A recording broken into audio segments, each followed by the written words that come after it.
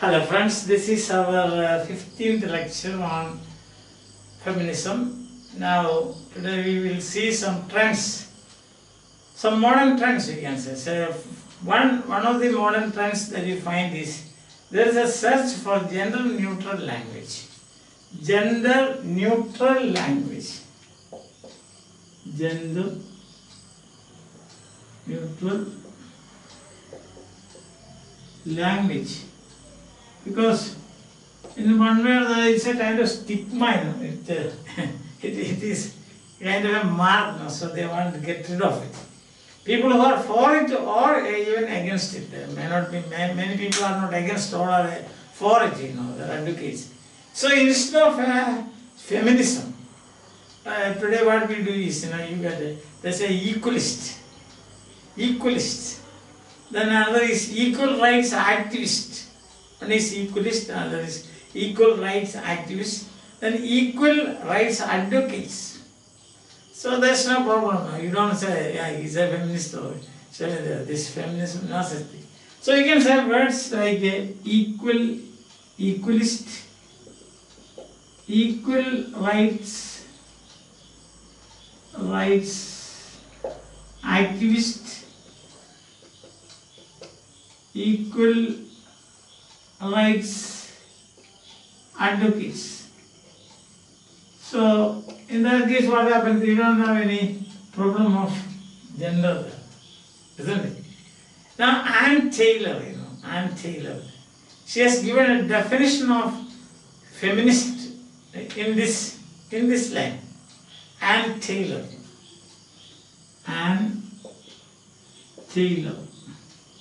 So she says, a feminist is anyone who protests against the institutionalized injustice. Anyone, need not be a man or need not be a woman. So anyone means inclusive of men. Anyone who protests against the institutionalized injustice perpetrated by men, and this continues by men. Men as a group to women as a group, and advocates elimination of the injustice by challenging various structures of authority or power. Power relations are, Foucault would say now, that legitimate male prerogatives in a given society. What happens? There are two aspects here. One is you protest against the oppression. Second is you protest against the legitimizing of male prerogatives or privileges in a given society. So again another way of expressing in a gender neutral way who a feminist is. And also there is a tendency to correct androcentric bias. So they are using this gender neutral language. Usage of terminology aimed at minimizing the assumptions regarding the biological sex of human reference. So that is the point. Minimizing the assumptions regarding the biological sex of humans or human reference, if you want to put it like that. Reference, R-E-N-T-S, reference. I think that is clear. So that is one trend now. Gender neutral language. Who a feminist is, what feminism is, how will you define feminist, and so on, we have seen. So the thing is to correct the androcentric bias also. Two reasons for that. Androcentric bias also you have to correct. And then another trend that you find is heterosexual relationship. Understand? Heterosexual relationship. Second trend. Heterosexual relationship. That means this is in the context of Industrial Revolution. As a result of industrial revolution, workplace space for women has tremendously increased.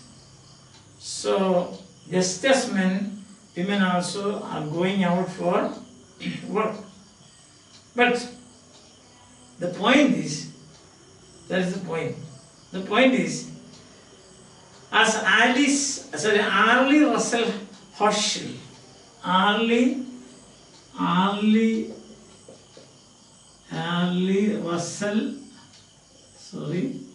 Russell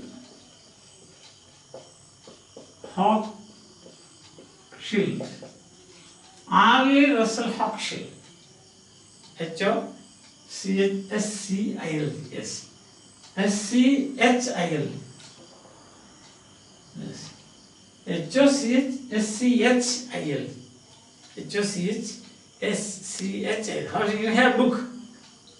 She has written a book, and that is The Second Shift and the Time Bind. That's the title. The Second Shift. The Second Shift and the Time Bind. So this is the book, title of the book. The name of the author is Arlie Russell Hochschild. Now she said that at the office, men and women, they spend equal time. Say 9 to 5, 10 to 4, whatever it is, 10 to 6, or 8 to 3, and so on. But when they come home, that is the tragedy. If you want to put it like that. That is, women have to spend more time on household work, child rearing, and looking after the other aspect of the family. And this is unfair. Anyhow. So that is what is the heterosexual relationship, that is man and woman relationship in the family. Who is suffering? Actually, it is unfair on the part of men to ignore the household work and the household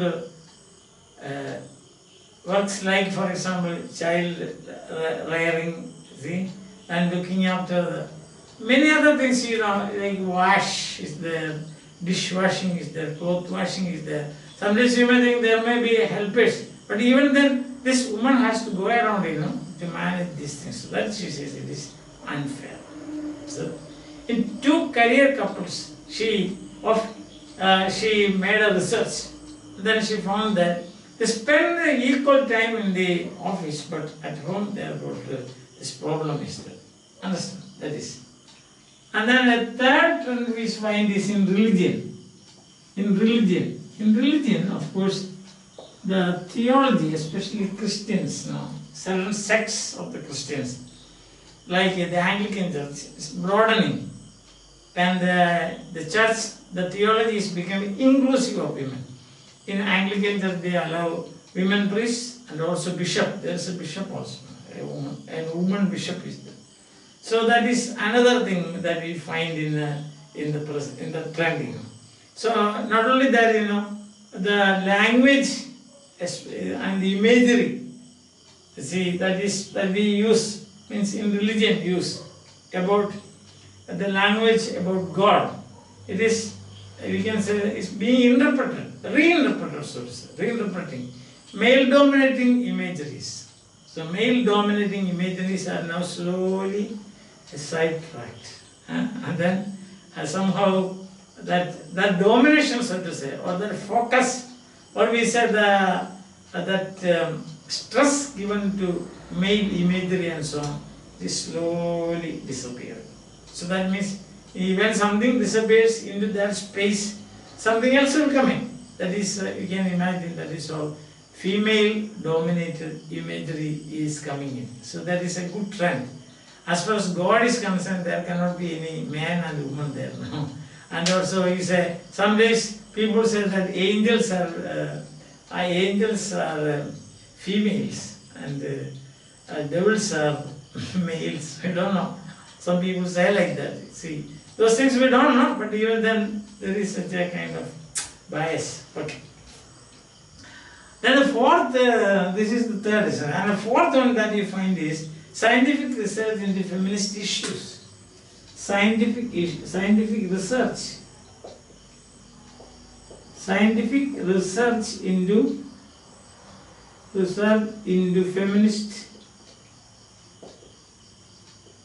feminist issues. That's what you find. Scientific research into feminist issues. Now, what are those issues? That is especially, social construction or biological determination. This is the point.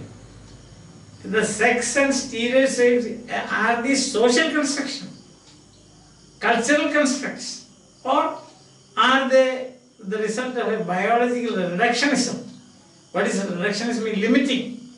See, biological sex differences and so on. Is it identities associated with the sexes? See? Now, most differences between sexes are based on, as we know already, they are not gender but the function. These days we speak about that, function. So, these people interested in this area, they are making researches in this. Evelyn Fox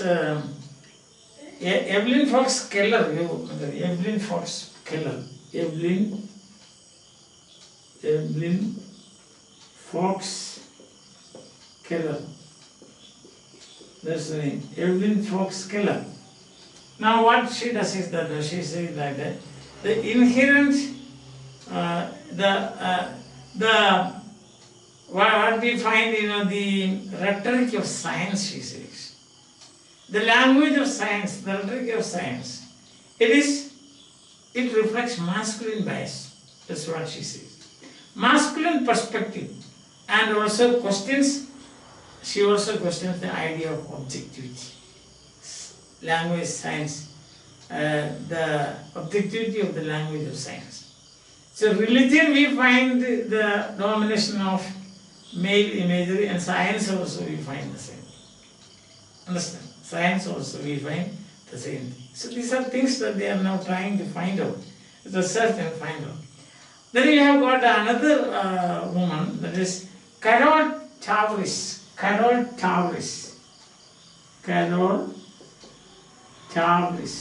That's her name, Carol Tavris. Now this is in the language of science. She speaks in the language of science. In language of science, what happens is that there is a male bias, she says. Or there is a, so we cannot accept as the objectivity of scientific language used in science. Understand? And now here you have Carol Jarvis. She says she is thinking about her book, The Mismeasure of Woman. The mismeasure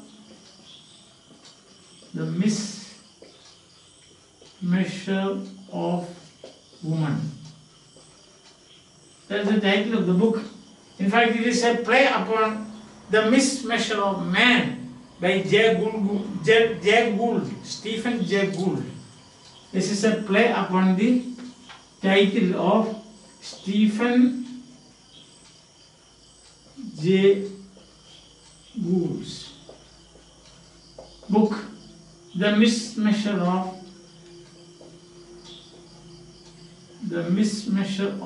Man. So already Stephen has written this Mismeasure of Man. So just playing upon the title, she wrote, that is Carol Jarvis. She wrote a book, that is The Mismeasure of Woman. And what does she say in that? That's the thing. So she's using psychology, psychoanalysis, and also social theories now to find out the biological reductionism of sex determination.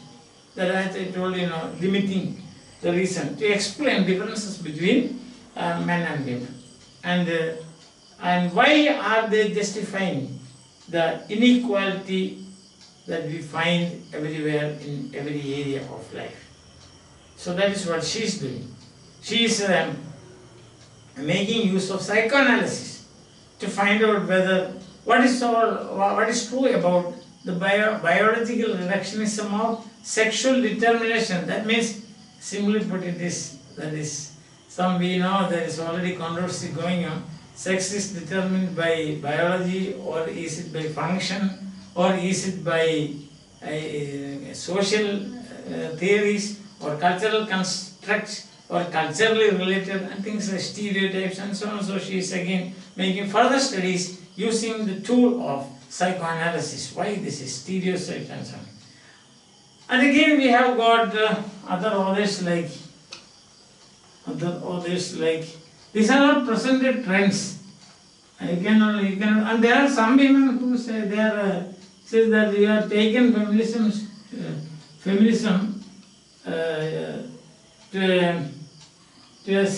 to a position where we have to abandon it. See that? Feminism, we have taken it so far that it is time to abandon that. That's some people saying like that. So Sarah Butler, for example, Sarah Butler Haldi.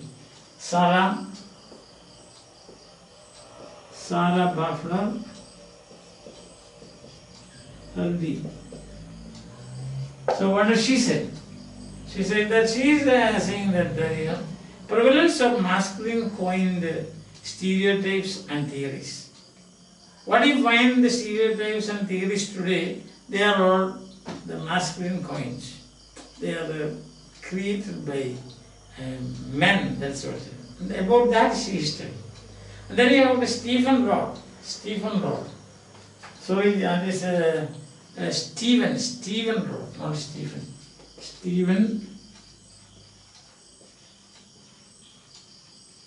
Stephen Roth's, that is taking sex differences seriously. Taking sex differences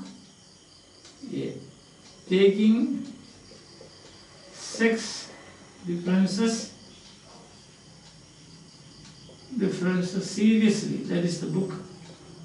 And what does she do in that? These are trends, as I do, nothing you know. Taking sex, that she says illustrate sex-dependent differences in a variety of areas. Again, that comes again, this kind of obsession. Sex-dependent differences. So you can do this much, you cannot go there, you can do that work, he can do this work, and things like that, differences. Thus, you have got the different trends now. I am just giving you only an idea about the present trends. So we began like this, we began like sexually neutral language, sexually neutral words to be used, and then you saw Anne Taylor, her definition of feminist, anybody who protests against the injustice and anybody who protests against the special rights enjoyed by men. Then we saw that there is another, and it has been said that it is non-sexist language and also politically correct language. And we saw the heterosexual relationship, that is the flaw there, that is men and women, they work the same, so at the office they have got the same length of time working hard. So here what happens is when they come home, they have to continue their work. Men usually go to clubs or gyms or for a film with friends, or go for a walk and so on. So as a result of this, what happens? Women suffer. So this is again a problem you find. And again you find another trend, that is in religion. Theology is broadening to include women also in the areas of, say, priesthood, and even ordaining them as bishops, as in the Anglican Church, isn't it? Yes. And now again we have got the language used in religion. It's a masculine, there was a masculine color, but now that's slowly changing to a neutral language. In neutral language, say by changing the imagery and speaking about the imagery and so on, neutral language. Then we find the scientific research that is about the psychoanalysis. Tools like psychoanalysis are used to find out how this has been, this determination of sexual differences as well as connected with that, the day-to-day functioning, etc. They are trying to find out. And another is I think about stereotypes. See that then you find about why this differences, as we are see, justify. How can it justify inequality, or how can it justify the perpetration of, or you can say how can this injustice be justified? How can why this inequality? Why the inequality how can we justify this inequality? Understand? And then we find also the sex-dependent differences and so on.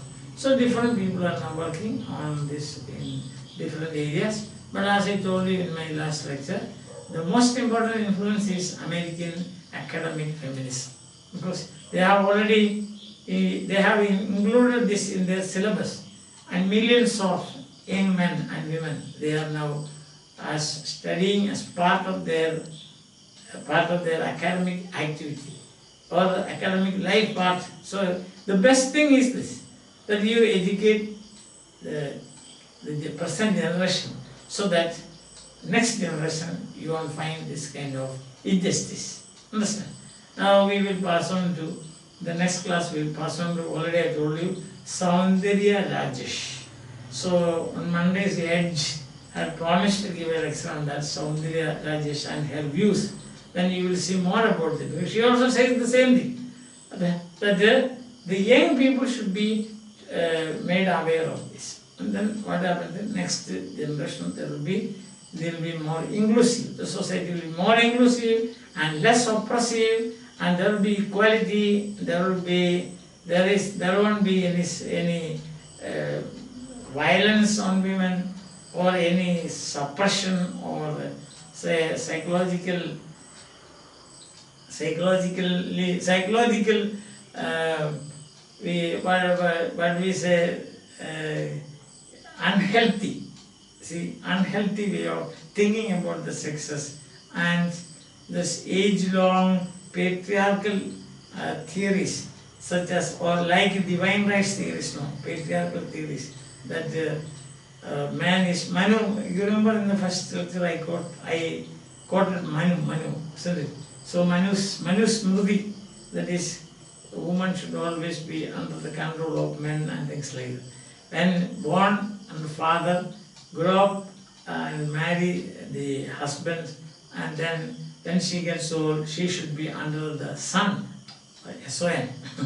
That is, what a situation is that. That means never gets rid of. So this kind of thing should change. Definitely it is changing, slowly changing. And tomorrow we will listen to Saundarya Rajesh.